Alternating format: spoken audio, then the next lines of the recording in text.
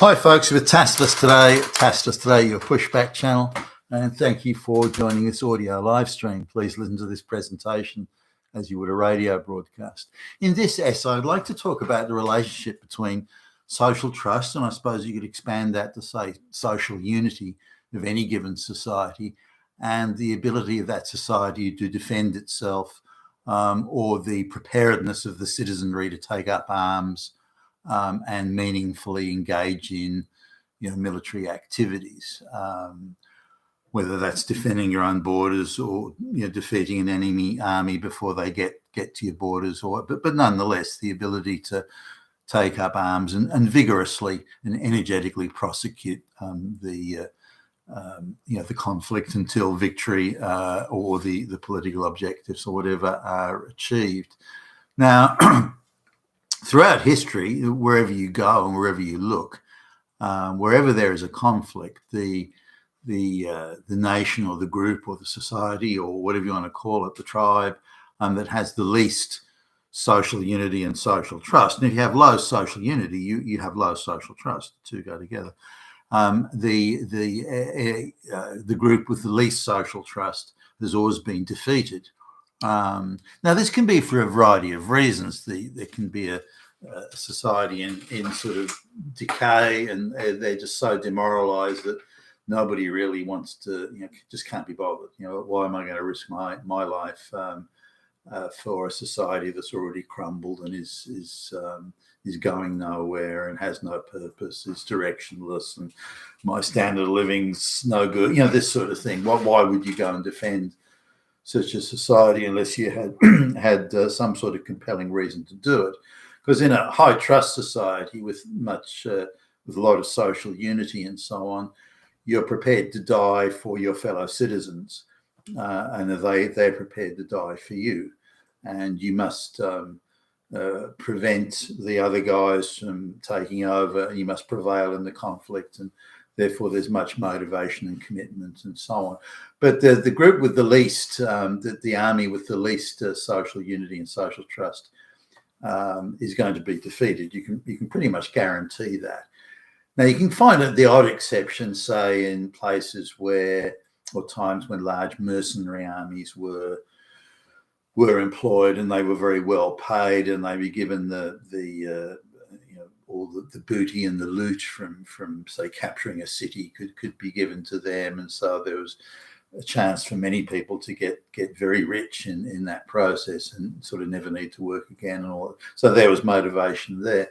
But when you look at the collapse of the the Persian Empire, Alexander the Great, as much this is not to devalue in any way Alexander the Great's accomplishments, but you had a situation where pretty much the moment when two armies are opposing each other, the Persian army was superior in every way, and numerically had more cavalry, it had more archers, it had and so on. It should have been an easy win, but nobody there was really prepared to take the risk. The minute the combat or the conflict began, half of these guys would take flight and run away, and the Persian armies would collapse almost from word one or sword thrust one, and so you had this strange sort of situation where an infinitely inferior army, but much better motivated, much more cohesive, much more unified. They all had trust and faith in their officers and in each other, and they believed in each other and believed in their cause and so on. And they were defeating, much better equipped, much bigger army. On top of that, the Greeks could easily bribe a section of the Persian army to, just flee the field on as soon as the battle began, and that was enough to swing it. The other soldiers would see their comrades or departing and running off, and they said, "Oh shit, I better get out of here too." But for the most part, nobody really had anything. Why am I going to die for this empire? What's the point? And other than a few people that had cozy jobs and getting well paid and so on, other than that, there seemed to be very few people prepared to die. Even the well-fed and well looked after and well paid, the immortals, the 10,000 plus of supposedly super well trained Persian side, even they would run from the battlefield. So it's an indication that this massive empire came crashing down, and its time had come. It was at the end of its run, and all it needed was a little bit of pressure, and it was all going to fall to pieces. It just happened to be Alexander the Great that was doing it. But I think really any reasonably competent general could have probably done the same. It was just ripe for collapse, and that was the Persian Empire. Now, again, on paper, it looked like it would be an easy win, and they'd easily defeat the Macedonian Greek army of Alexander the Great. But one had great unity and trust and faith in each other and their leaders, and the other did not. And that was the critical, or among the very critical differences. Now, you can see that throughout history. For example, when the Romans first arrived in Britain, the British tribes were in a position to quite easily defeat the Romans. Initially Julius Caesar, not so much the second time around, because the Romans arrived in serious numbers and force. But even then, you could still argue that the British should have won. But the British tribes were so busy fighting each other and trying to make alliances with the Romans, say, look, you help us beat those guys up, and we'll be your friends, and not seeming to realise that the Romans might do that, but to the Roman geopolitical view, they were simply removing one rival at a time, and before the British tribes realised that they'd been taken over.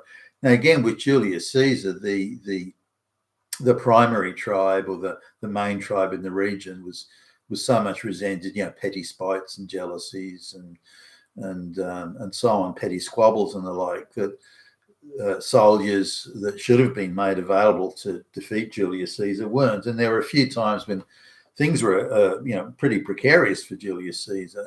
Again, if the British had been unified, the British tribes had been unified, they could have easily defeated Julius Caesar and possibly killed all the Romans that were there and this sort of thing. But instead they just didn't have the faith and trust in each other. They more concerned, who is my biggest enemy? Is it these Roman invaders, or is it the guys down the road, or the guys around the corner?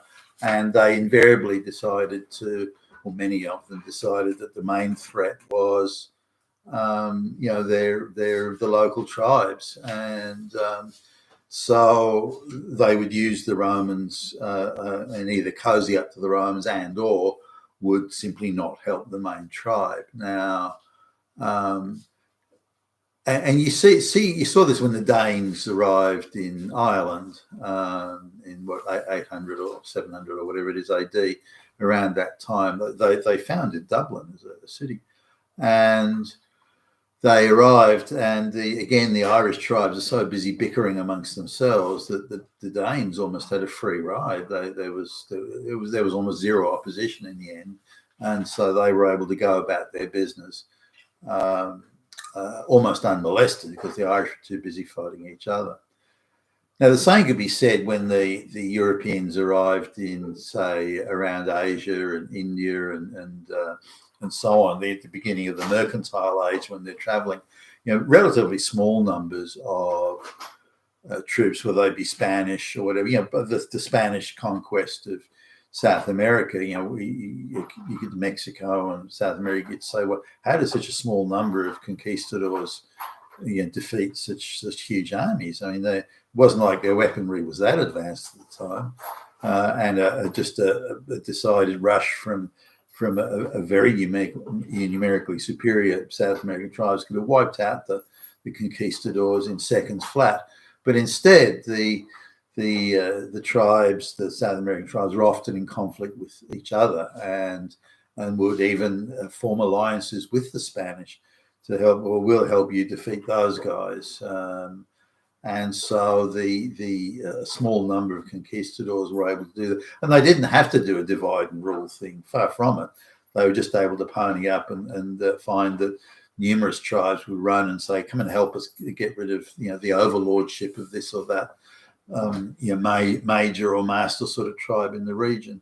So this enabled the Europeans to go into societies where there was no faith, trust, social unity, social cohesion at all, and or such a limited amount of it that they were able to defeat. The same goes for why such a small number of people in the small number of Dutch soldiers and so on in Indonesia, or even North America, the Indian tribes bickering amongst themselves.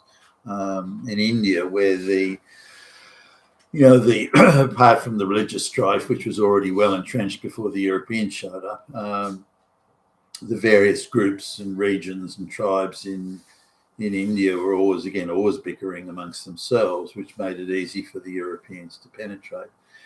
Now, if you take you take William the Conqueror's conquest of England in 1066, there was a large sort of Danish area. In fact, it was called the Danelaw, a large Danish area in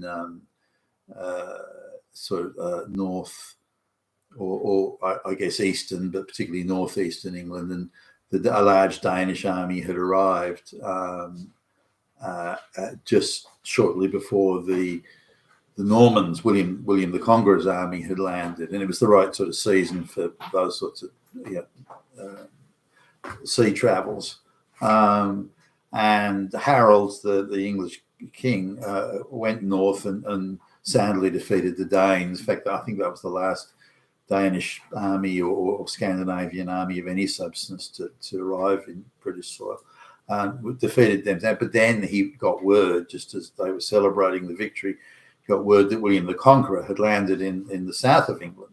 So he had to march his army quite a distance, by the way. He had to march his army quite a long distance, and a forced march to go. And so, and the army had sort of disintegrated, and there were still remnants all over the place, and other reinforcements coming. So they decided to give battle when they probably could have waited a little bit and got themselves in better shape. But anyway, they arrived and they were defeated in what was quite a close run thing, really. And had they just lasted the day, other reinforcements that arrived, they probably would have won. But anyway, the Normans prevailed in that battle of Hastings.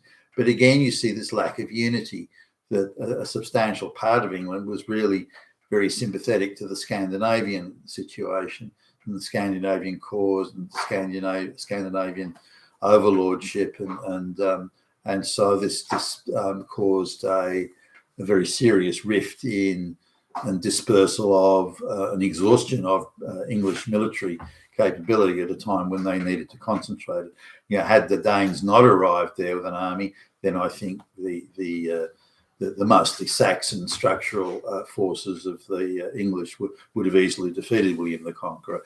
So again, we see the same thing. Now, social cohesion.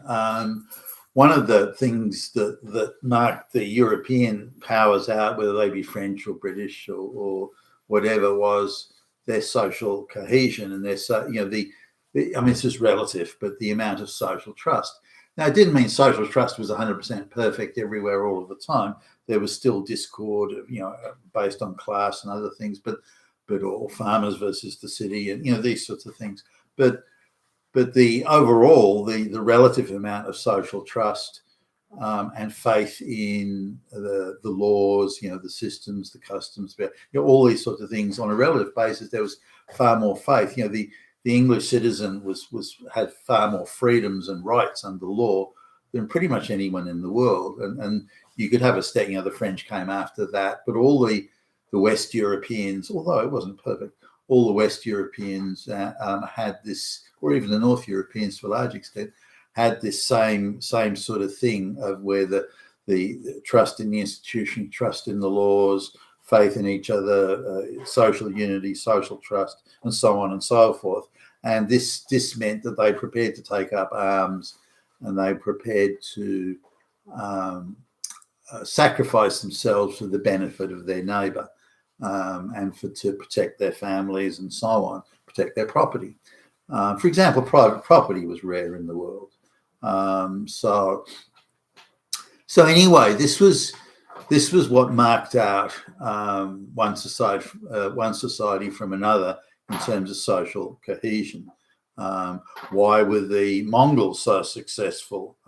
Their relative social cohesion, and again, faith in their leadership, their Khan and all this sort of stuff, like Genghis Khan and everything, that was greater than those when the Mongols started coming into Europe and into parts of Asia, they had a pretty easy run of things because for the most part, they found a lot of social disunity.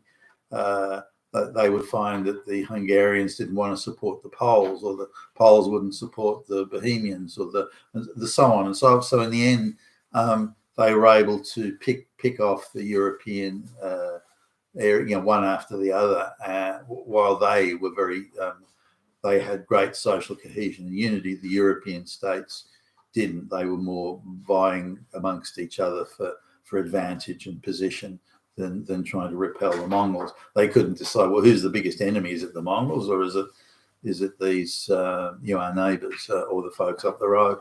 And this again is marked out through history. Now, this brings us to today, where because of the globalists, we saw sort of between I guess 1996, give or take, and 2002, in that window, the globalists succeeded in taking over enough of all Western bodies politic to really be in control, to be in the ascendant.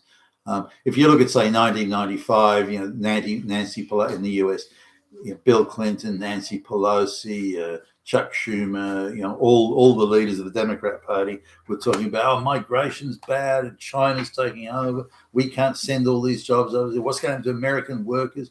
They were very much pro-America and pro-American workers and all that sort of thing. And just suddenly, bang, the script flipped. And they were, well, no, I guess sending those jobs off to China is a good thing. Anyone who's against mass migration is a Nazi, and so on. So the script suddenly flipped, and it flipped almost in unison in the US, in Australia. In Australia, at that same time, we had a supposedly conservative government who said, we've got a skills shortage. We've got an incredible skills shortage. We just have to bring in fuckloads of illiterate peasant immigrants from the third world. That'll fix the skills shortage. And of course, they just reclassified skills as dishwashers and floor sweepers and that sort of thing, and then falsely claimed, outrageously claimed, and telling the Australian voting public, oh no, these are all skilled people. No, they've got PhD level English, when they were just hundreds of thousands of absolute illiterate rural peasants.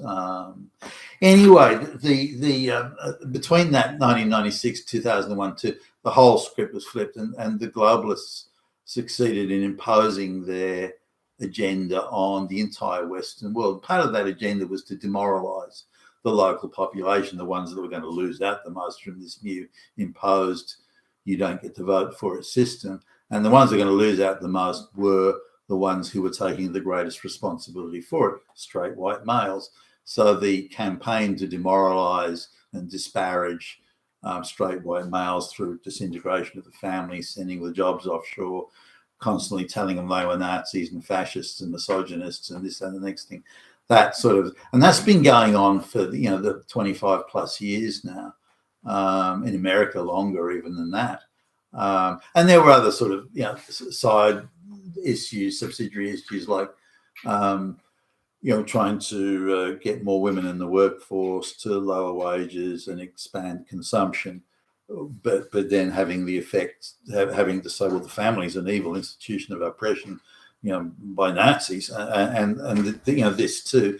So the entire fabric of Western society was under attack, and given that what were once our political representatives were now employees of the globalist cabal and doing their bidding, then the globalist cabal is bidding, well, you got to demoralize the local white male population, and they went about it with much gusto and commitment, and so that's where we are today. Now,